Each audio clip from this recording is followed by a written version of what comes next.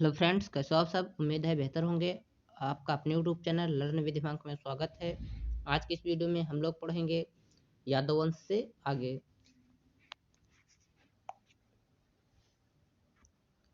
और आज की इस वीडियो में हम लोग देखेंगे होयसल वंश के बारे में। तो आइए जानते हैं होयसल वंश, कदम वंश और आगे की बुक को जो है पढ़ेंगे।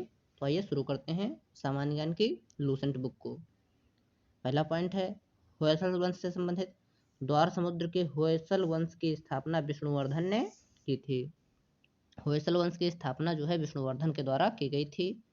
होयसल वंश यादव वंश की एक शाखा थी। पिछली वीडियो में हमने कहाँ तक पढ़ा था? पिछली वीडियो में हम लोगों ने यादव वंश तक पढ़ा था। तो होयसल वंश जो है यादव वंश की एक शाखा थी। बेल्लूर में चेन्नई केशव मंदिर का निर्माण विष्णुवर्धन ने 1117 ईस्वी में किया था। चेन्नई केशव मंदिर का निर्माण किसने किया था? चेन्नई केशव मंदिर का निर्माण जो है विष्णुवर्धन ने 1117 ईस्वी में किया था। होयसल वंश का अंतिम शासक वीर बल्लाल तृतीय था, जिसे मलिक कफूर ने हराया था। होयसल वंश की राजधानी द्वार समुद्र, आधुनिक हलेविड था। होयसल वंश की राजधानी क्या थी? द्वार समुद्र। नेक्स्ट है साथियों कदम्ब वंश। नेक्स्ट क्या है? कदम्ब वंश। कदम्ब वंश की स्थापना मयूर शर्मन ने की थी। कदम्ब वंश की राजधानी थी वनवासी। कदम्ब वंश की राजधानी क्या थी? वनवासी। स्थापना किसके द्वारा की गई थी? मयूर शर्मन के द्वारा। नेक्स्ट है गंग वंश। गंग वंश का संस्थापक ब्रजहस्त पंचम था। कौन था? ब्रजहस्त पंचम। अभिलेखों के अनुसार गंग वंश के प्रथम शासक कोंकणी वर्मा था। अभिलेखों के अनुसार जो है गंग वंश का प्रथम शासक कोंकणी वर्मा था। गंगों की प्रारंभिक राजधानी कोलर थी, जो बाद में तलकाड हो गई। नेक्स्ट है साथियों दत्तक सूत्र पर टीका लिखने वाला गंग शासक माधव प्रथम था। कौन था? माधव प्रथम। नेक्स्ट है काकतीय वंश। काकतीय वंश का संस्थापक बीटा प्रथम था। कौन था? बीटा प्रथम, जिसने नलगोंडा हैदराबाद में एक छोटे से राज्य का गठन किया, जिसकी राजधानी अम्मकोंड थी। क्या थी? अम्मकोंड। इस वंश का सबसे शक्तिशाली शासक गणपति था। कौन था? गणपति। नेक्स्ट है रुद्रमा देवी गणपत की बेटी थी। किसकी बेटी थी? गणपत की, जिसने रुद्रदेव महाराज का नाम ग्रहण किया, जिसने 35 वर्ष तक शासन किया। गणपति ने अपनी राजधानी वारंगल में स्थानांतरित कर ली थी। इस वंश का अंतिम शासक प्रताप रुद्र 1295 से 1323 ईस्वी तक था। नेक्स्ट अब साथियों जानेंगे हम लोग सीमावर्ती राजवंशों का अभ्युदय। तो ये देखते हैं। सबसे पहला है पाल वंश। कौन सा है? पाल वंश। पाल वंश का संस्थापक गोपाल था। कौन था? गोपाल। इस वंश की राजधानी थी मुंगेर। गोपाल बौद्ध धर्म का अनुयायी था। किसका अनुयायी था? बौद्ध धर्म का। इसने ओदंतपुरी विश्वविद्यालय की स्थापना की थी। गोपाल ने जो है ओदंतपुरी विश्वविद्यालय की स्थापना की थी। आइए जानते हैं साथियों पाल वंश के प्रमुख शासकों के बारे में। पाल वंश के प्रमुख शासक थे धर्मपाल, देवपाल, नारायणपाल, महिपाल, नयपाल और आदि। पाल वंश का सबसे महान शासक धर्मपाल था। कौन था? धर्मपाल। धर्मपाल ने विक्रमशिला विश्वविद्यालय की स्थापना की थी। किसकी स्थापना की थी? विक्रमशिला विश्वविद्यालय की। कन्नौज के लिए त्रिपक्षीय संघर्ष पाल वंश, गुर्जर प्रतिहार वंश एवं राष्ट्रकूट वंश के बीच हुआ। कन्नौज के लिए जो त्रिपक्षीय संघर्ष हुआ था उसमें शामिल थे पाल वंश, गुर्जर प्रतिहार वंश एवं राष्ट्रकूट वंश। इसमें पाल वंश की ओर से सर्वप्रथम धर्मपाल शामिल हुआ था। इसमें पाल वंश का नेतृत्व जो है किसने किया था? पाल वंश का नेतृत्व जो है धर्मपाल ने किया था। नेक्स्ट है 11वीं सदी के गुजराती कवि सोडठल ने धर्मपाल को उत्तरापथ स्वामी की उपाधि से संबोधित किया है। सोमपुर महाविहार का निर्माण धर्मपाल ने करवाया था। किसका निर्माण करवाया था? सोमपुर महाविहार का। नेक्स्ट है ओदंतपुरी बिहार के प्रसिद्ध बौद्ध मठ का निर्माण देवपाल ने किया था। किसका निर्माण करवाया था? ओदंतपुरी की बौद्ध मठ का। नेक्स्ट है जावा के शैलेंद्र वंशी शासक बालपुत्र देव के अनुरोध पर देवपाल ने उसे नालंदा में एक बौद्ध विहार बनवाने के लिए 5 गांव दान में दिए थे। नेक्स्ट है गौड़ी रीति नामक साहित्यिक विधा का विकास पाल शासकों के समय में हुआ था। गौड़ी रीति नामक शासकीय विद्या का विकास किस शासकों के समय में हुआ था? तो पाल शासकों के समय में हुआ था। नेक्स्ट है पाल शासक बौद्ध धर्म के अनुयायी थे। किसके अनुयायी थे? बौद्ध धर्म के। नेक्स्ट साथियों हम लोग देखेंगे सेन वंश के बारे में। किस वंश के बारे में? सेन वंश के बारे में। सेन वंश की स्थापना किसने की थी? सामंत सेन ने। कहाँ की थी? राढ़ में। इसकी राजधानी क्या थी? नदिया, लखनौती। नेक्स्ट है